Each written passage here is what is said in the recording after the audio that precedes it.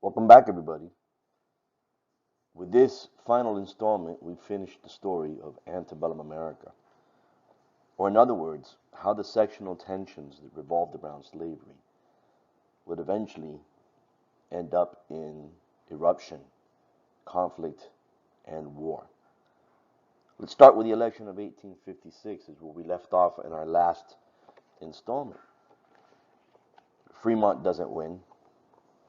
The Democrats run another Northern Democrat from Pennsylvania, James Buchanan, figuring kind of like the same strategy as Pierce.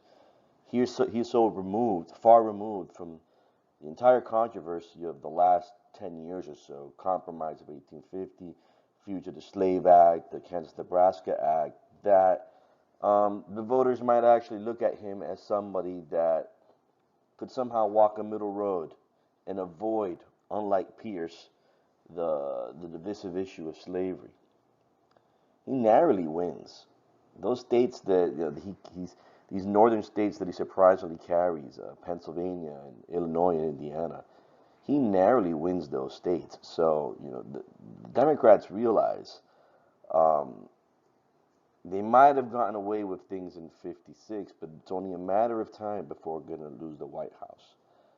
Especially when you have a new party in town that seems to be gaining a lot of traction.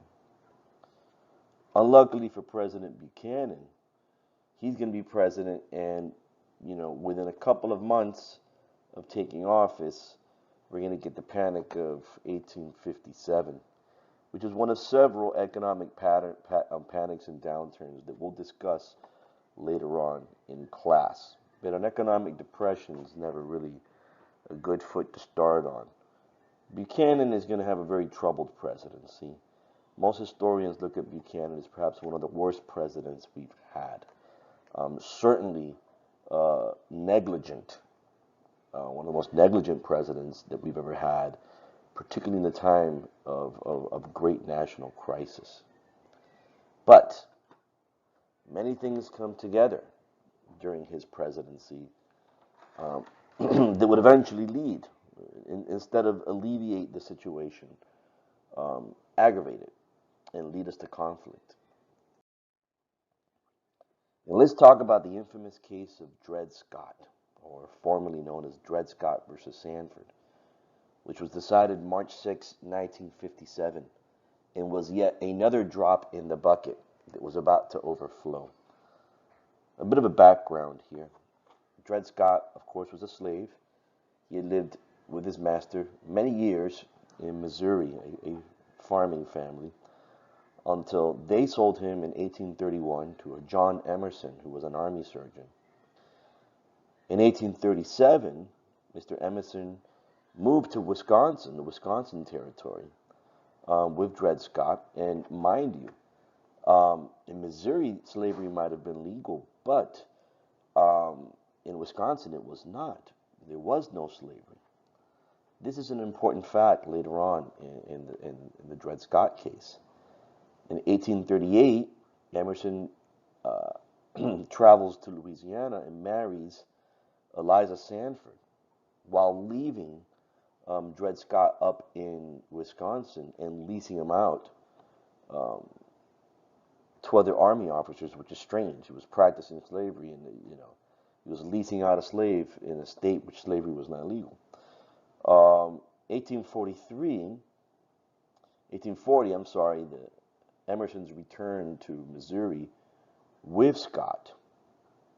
1843, Emerson dies, and his widow, Miss Sanford, now inherits um, Dred Scott as her rightful property under the law in Wisconsin. However, um, abolitionists get hold of Scott's case and wish to pursue some sort of legal recourse to help him gain his freedom. Apparently, they learned that he lived in Wisconsin for a substantial period of time, something like a year or two, before coming back down to Missouri to be with Mr. Emerson. With the help of these abolitionists, he offers to buy his own freedom from Miss Sanford several times, but she refuses his offers. At that point forward, his abolitionist friends decide to finance basically a lawsuit. He hopes to sue his master for his freedom, claiming that he had spent enough time in Wisconsin, a state that did not recognize slavery, that even according to Missouri law, that in itself should have made him a free man. And it's going to take a lot of money. 11 years of going through the courts, both in Missouri, at the local level, at the Missouri Supreme Court, and then eventually reaching the United States Supreme Court. 11 years after he first attempted to sue for his freedom from Miss Sanford. The court delivered probably one of the most infamous decisions in its history. The court's opinion was delivered by Chief Justice Taney, who, yes, may be a Southerner and might have been sympathetic to the Southern cause, but Chief Justice, all he does is read the court's opinion. Long story short, in the opinion of the Supreme Court, the United States was not created with black people in mind. Therefore, the rights of the Constitution were never intended for black people, slave or free. Therefore, that being the case, Mr. Scott could not sue in a court of law for any deprivation of his rights, because according to the Supreme Court, neither Mr. Scott nor any black person in this country has any rights under the Constitution, by the simple fact that the Constitution was never written with them in mind.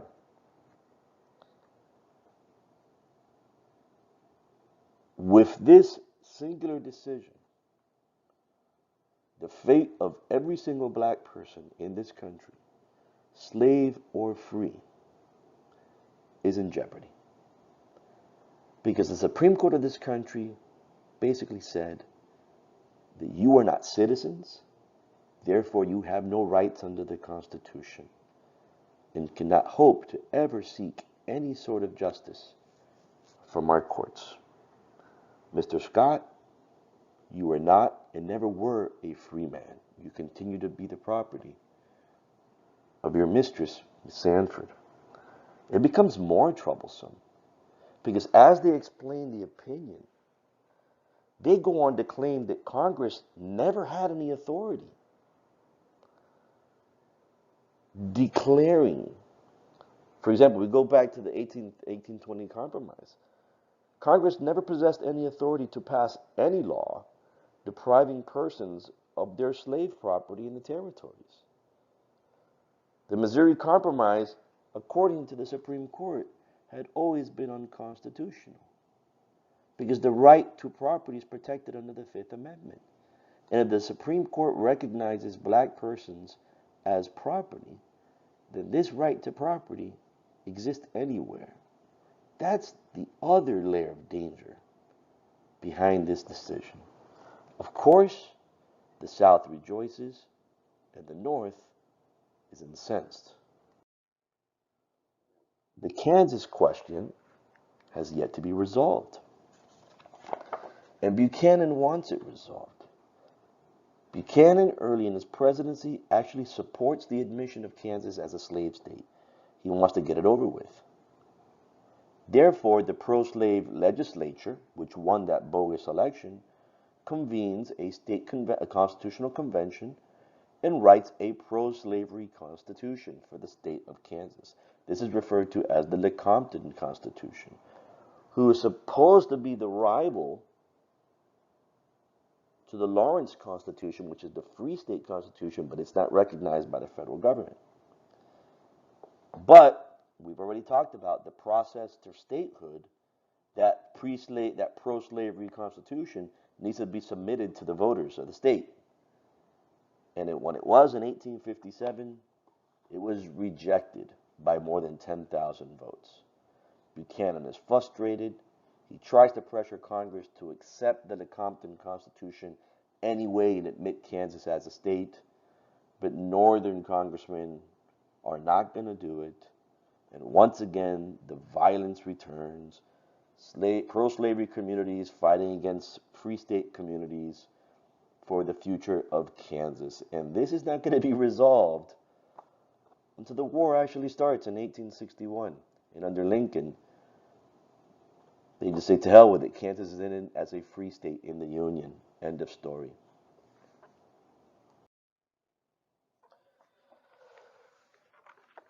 And out of Illinois, he emerges.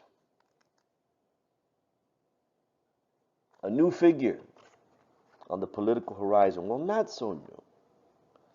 He had dabbled in federal politics before. Abraham Lincoln, attorney, actually railroad attorney. That's pretty much his clients, the railroad companies in Illinois. He never spent a day in a courtroom, by the way. He never went to law school. He basically he took the bar and he passed, but a talented attorney nonetheless. He ran for the House of Representatives, I believe, in when President Polk was president. He spoke out spoke out against the Mexican-American War.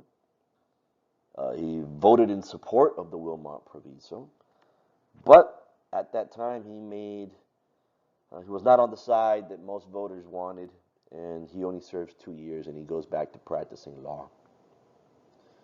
It's 1858. It's a midterm election. Stephen Douglas, the current senator for the state of Illinois, a Democrat, is up for re-election. He has to defend his seat.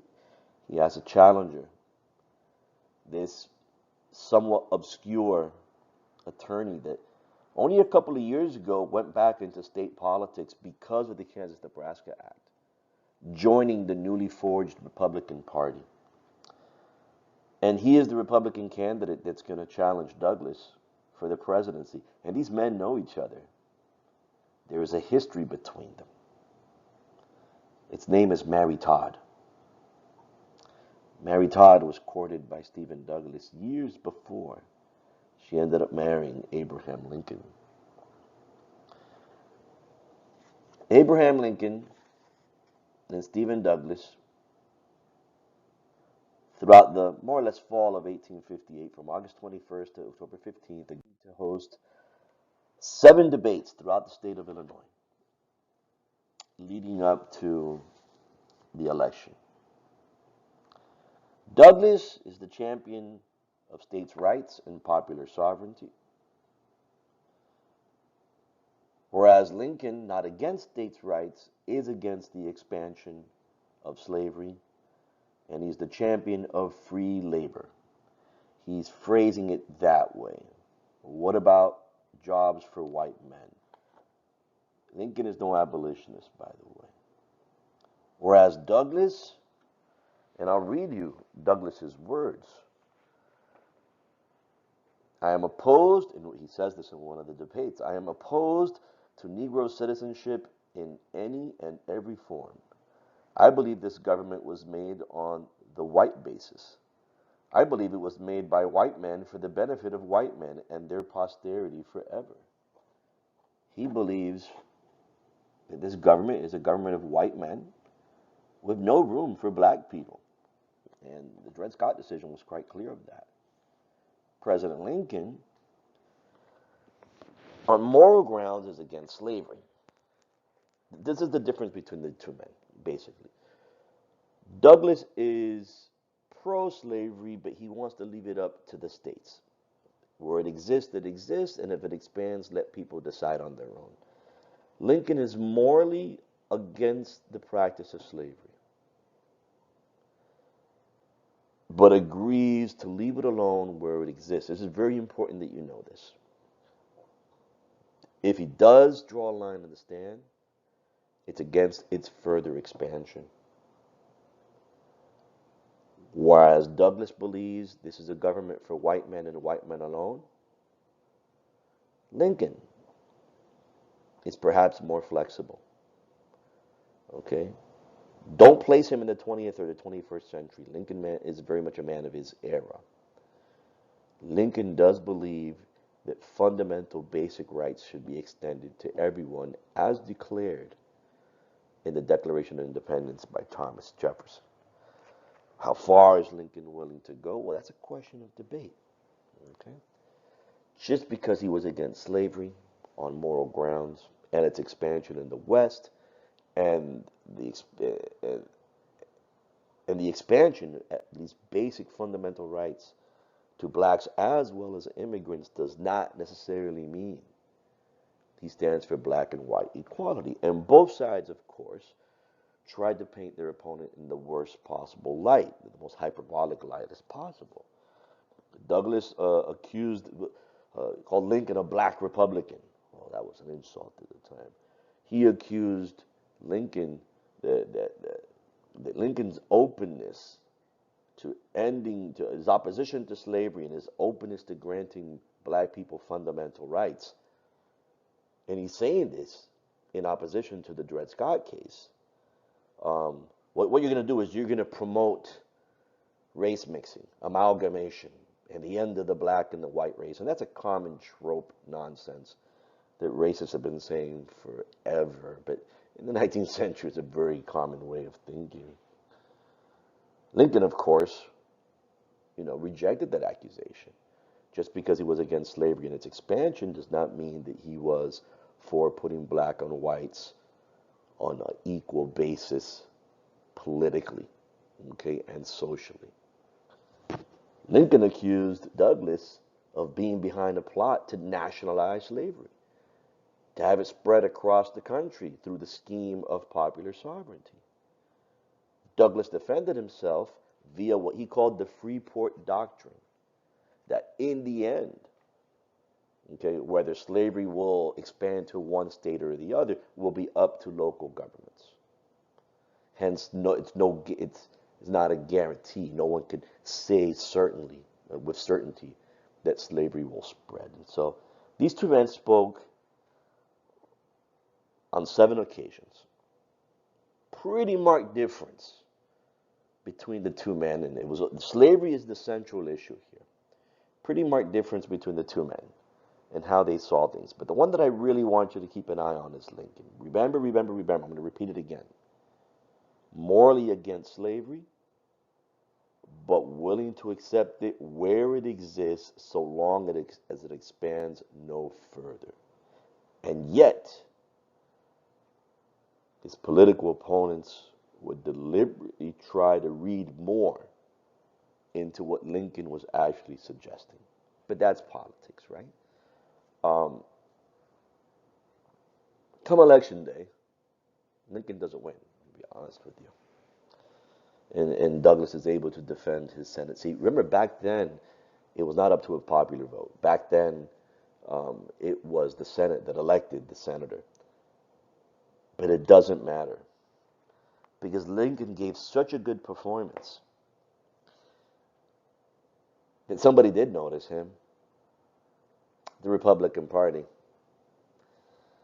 And this debate, probably more than anything else, solidified the idea among the leadership of the Republican Party that they just might have found the guy they're looking for, the guy moderate enough to take all of the North and win the White House. Because that was a moderate position. Against slavery, willing to accept it where it is, but against its expansion. That was a moderate position. But let's give it another year, because the water is yet to reach a boiling point, but it will very soon. You've seen him before in Kansas, and now he has returned. Captain John Brown. Where is he gone? Where has he been hiding all these years? He has friends up in the North and in Canada. Abolitionist friends with lots of money that have been willing to hide him and move him from here to there and finance his plan. The next time we find John Brown is far from Kansas. In fact, we find him in Harper's Ferry, Virginia, site of one of the largest federal armories in the country. He's there with 18 men, thousands of dollars in his pocket granted to him by wealthy abolitionists. A bunch of information about the local area given to him by Harriet Tubman. Yes, he knew her, and he collaborated with her. 18 men, 200 rifles, and a plan. Assault the armory in Harper's Ferry. Liberate the almost 100,000 muskets and rifles inside, and distribute them to the slaves in the area. Going plantation to plantation, distributing the rifles, only firing back if they're fired upon, and make their way to the mountains of West Virginia, and there, using the mountains as a defensive fortification, launch the greatest slave uprising this country has ever known, and hopefully put an end to slavery. Attract slaves from all over the South to the mountains of West Virginia with rifles in their hands. And through armed revolt, through armed struggle, bring an end to slavery. He talks to Frederick Douglass about this. He says, listen, I like you, but this is a crazy idea. You're going to get killed. They put together a constitution, how this government is supposed to look like. On October 16th, and his sons were in that group, they're successfully able to break into the armory. And that is about as far as their success gets. The watchman rings the alarm. Before you know it, they are encircled and surrounded by the locals. Soon the militia arrive, and they have them pinned down. A telegraph goes out, a telegram message, and within 2 days, the United States Marines show up. A company of Marines under the command of, and I want you to remember this name, Colonel Robert E. Lee. They try to negotiate, and Brown's people take a couple of hostages. They try to negotiate for their surrender. Already there's people that have been shot. There's people injured inside. There's hostages. Brown is in no mood to surrender to anyone. He came here with an idea in mind, and he would rather die than give himself in. And when Brown lets Lee know that that's, I'm either going to die here, but I'm not surrendering to you, within 3 minutes, the Marines use a battering ram to break into the armory. As they make their way in, one of the Marines savagely beats John Brown with the butt of his rifle and knocks him unconscious. I believe his hand is already wounded. And it's over. Or is it? Brown and the survivors are apprehended. It doesn't take long before there's a trial. It lasts about a month. And there's not really much that Brown could do. I mean, the case against him is strong. They're charging him with treason against the state of Virginia, which is strange because he's not a citizen or a resident of Virginia. But that's what they try him for.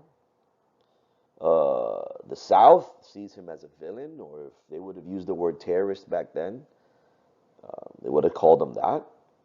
A criminal, a stealer of property. Because remember, this is how the South phrased it. These Northerners wanted to take away their property. And he should be held, if anything, as a warning to the others.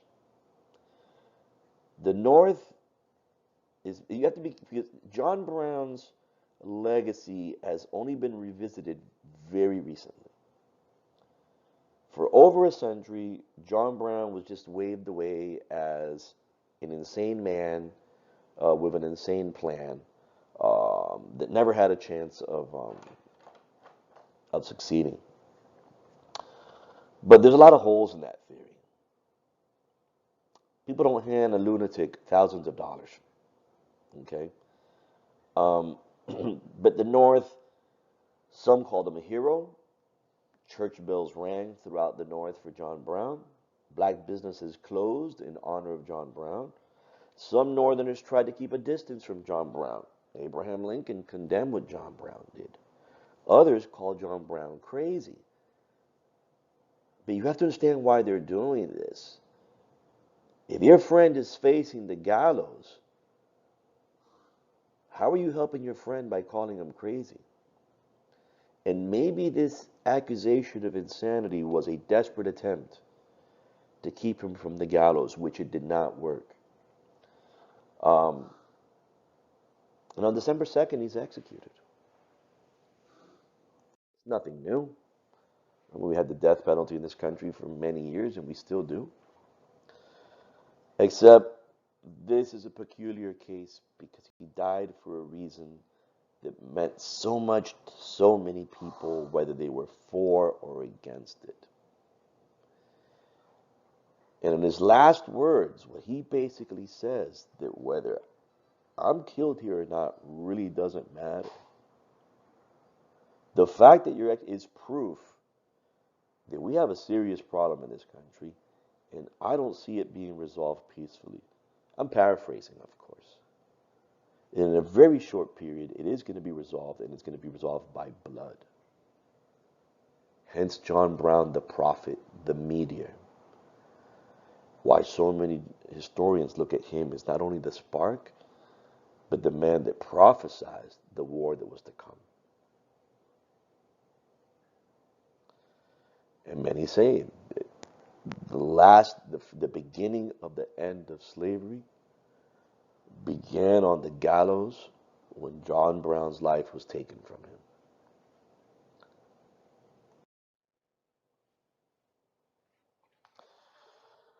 Buchanan, if anything, has proven his ineptitude while president.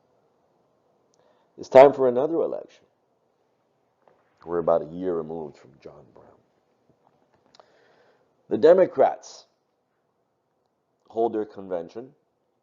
Um, it's the first time the Democrats ever do this. Is kind of crazy. They hold their convention, and out of the convention, they choose Stephen Douglas to be the nominee. The problem is all the Southern delegates walk out of the convention. Okay, Stephen Douglas is the issue they had with Stephen Douglas. He did not want, even though he was for popular sovereignty, he opposed any kind of federal law in the territories. Okay, he supported any kind of federal law in the territories that would dictate whether slavery could exist or not, and therefore undermine the idea of popular sovereignty. Southern delegates couldn't live with this, so they go and they form their own convention. And they nominate John Breckinridge to be the Democratic candidate for president.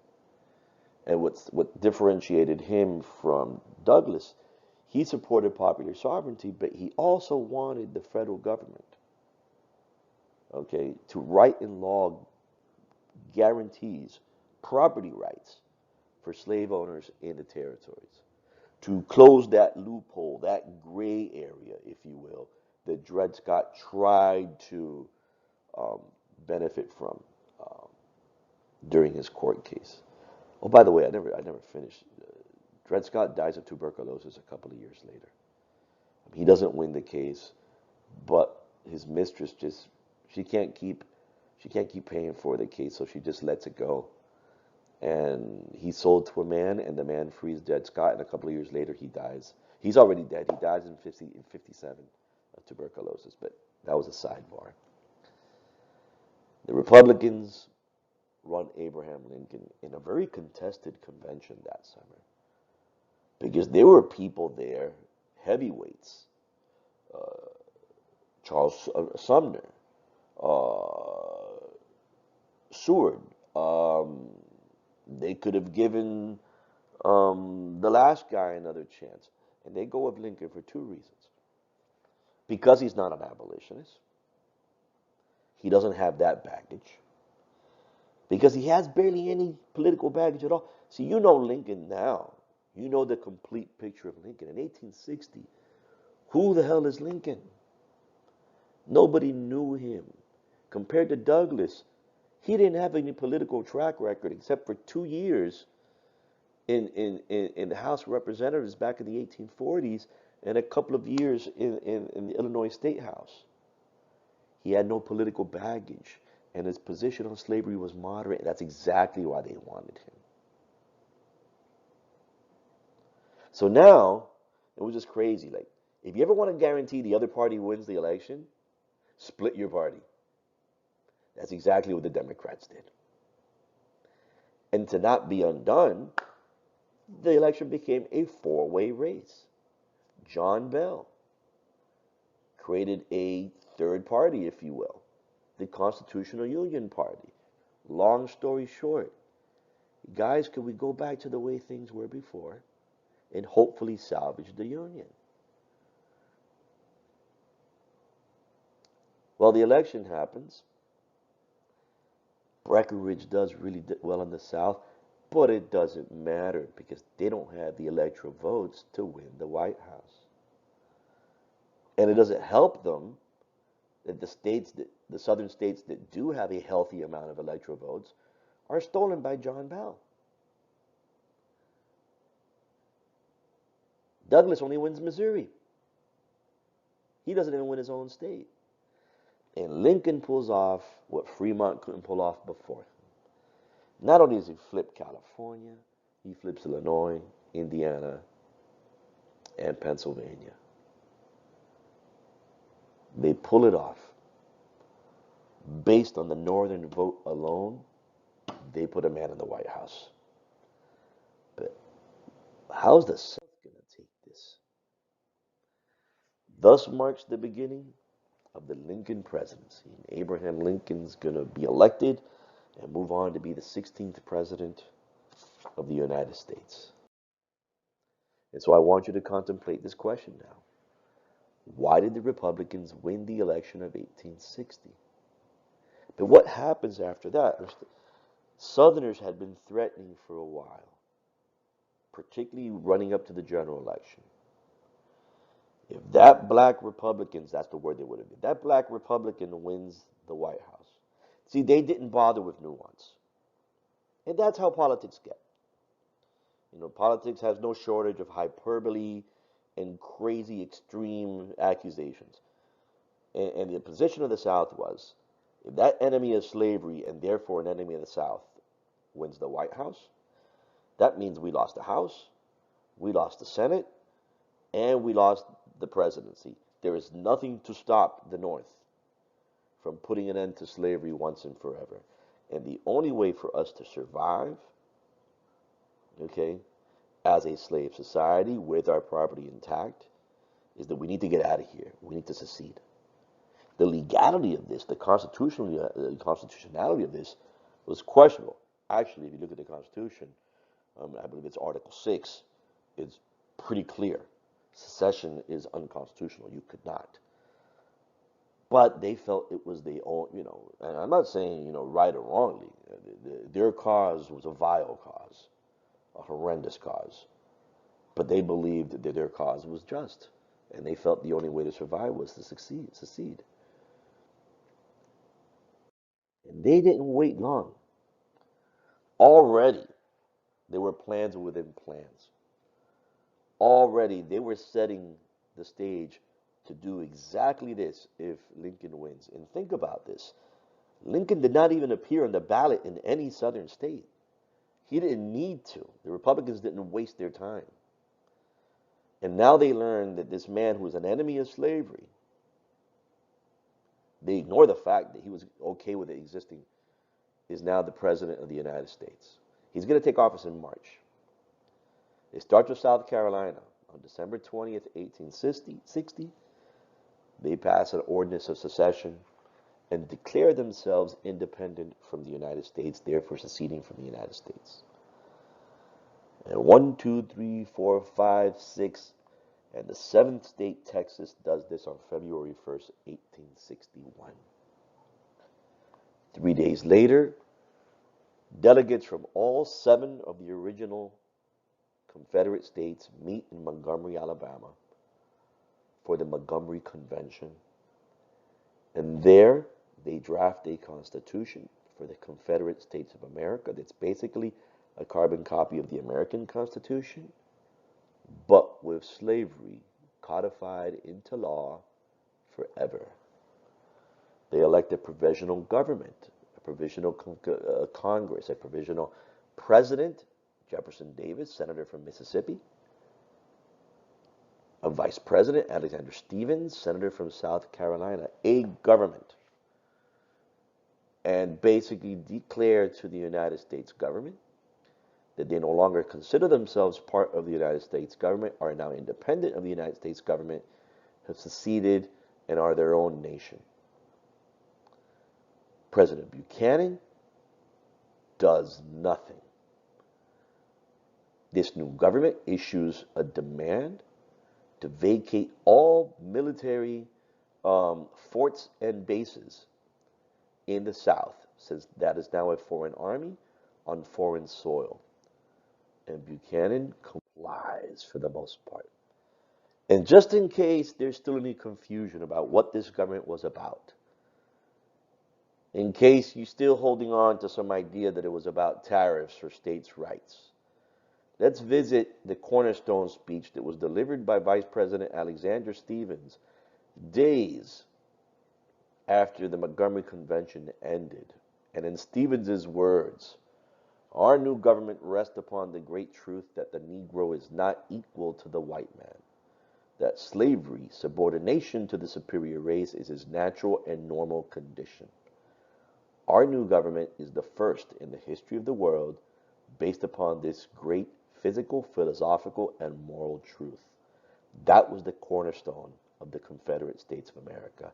That's what they stood for, and that's what they defended. Next stop, Civil War.